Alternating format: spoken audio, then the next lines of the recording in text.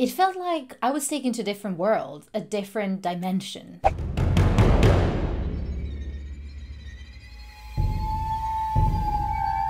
The Ocean at the End of the Lane is a production by National Theatre that has taken the theatre world by storm on the West End, but also it has been on tour for the past year, and everyone who's gone to see it was in love with this show. This play is based on the novel by the same name by the author Neil Gaiman, and if you are not familiar with Neil Gaiman's work, then maybe Coraline or The Sandman are some names that will be familiar, because both of these are written by this author, and The Sandman has recently been a massive Netflix show as well, which is based on the comics by this author. All in all, this can give you a bit of an idea of what you can expect if you go to see The Ocean at the End of the Lane. And the reason why I'm talking about this today is because there's only a few weeks left to go and see the show before it finally closes on the 25th of November. That is the last date. I don't know if it's going to be extended or not. So if you're planning to go and see a play in November, then make sure that this is the one that you go and see. And also, spoiler alert, it's a great Halloween watch. So let's dive a little bit deeper into what this play is actually about. From the first scene, we see the protagonist who takes us down the memory lane some 40 years ago and remembers his childhood.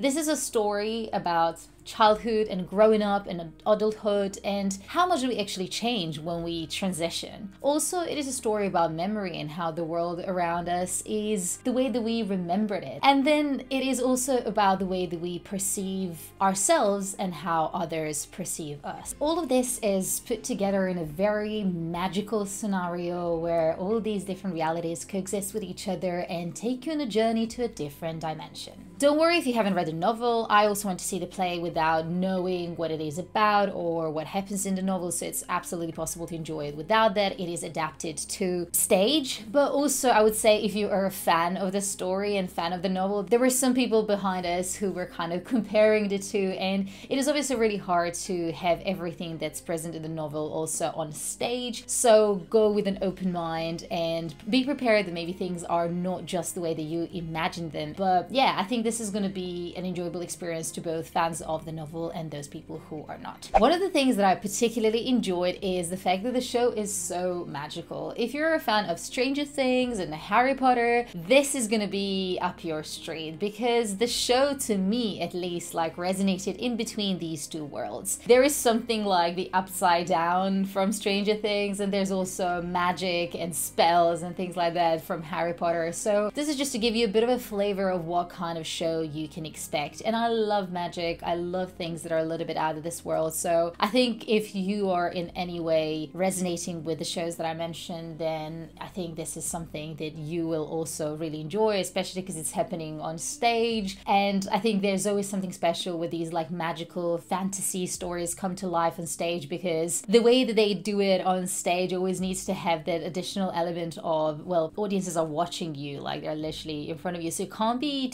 too much or too little. It needs to be just right in order for you to feel that magic. Which kind of brings me to the second point around choreography and puppets and puppeteers, which are a really essential part of the show. And I think this is where I really love the show, because it didn't try to go above and beyond in terms of making the set magical and with crazy movements and things. The set, I would say, is pretty simple, and there's a lot that they are giving to you as a spectator to imagine and make up in your mind as well. But there's a really good ensemble who is there throughout the show to obviously like bring some parts of set, and there's like a really exciting scene with the doors moving and things like that. But I think all of this is done in such a way that you can see these ensemble members, but also kind of like you don't notice them, which is particularly exciting in this setup. Also, choreographies are crazy good, because there are like some really big puppets at a couple of different points,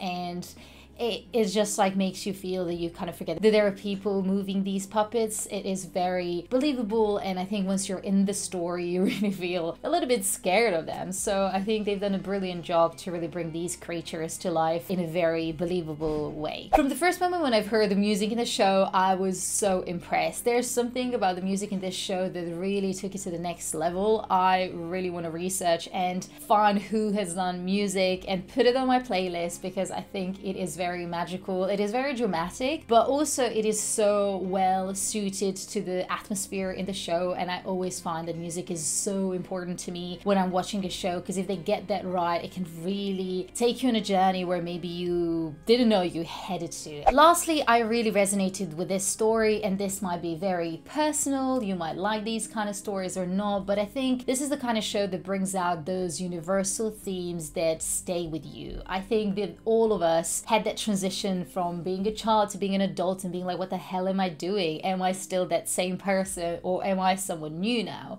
Or just like generally kind of thinking about the way that we perceive the world and what happens to us, and are certain things real or not, or like the dreams that we have. Like all of these things are so human, but I think the way that they're laid out in the show, they make it just bigger and more fantastic than it is when it happens to you as a human. So I think it's like such a nice way to tackle those universal themes through that prism of fantasy and a world that doesn't exist, or exist, you tell me if you go and see the show. As always, there are tons of amazing shows in London, and there are these videos that I've done recently where you can check out some of the longest running ones and some of the best that I've seen in London in 2023. So if you need some inspiration, make sure to subscribe to my channel, because I do post every week content about theatre and London.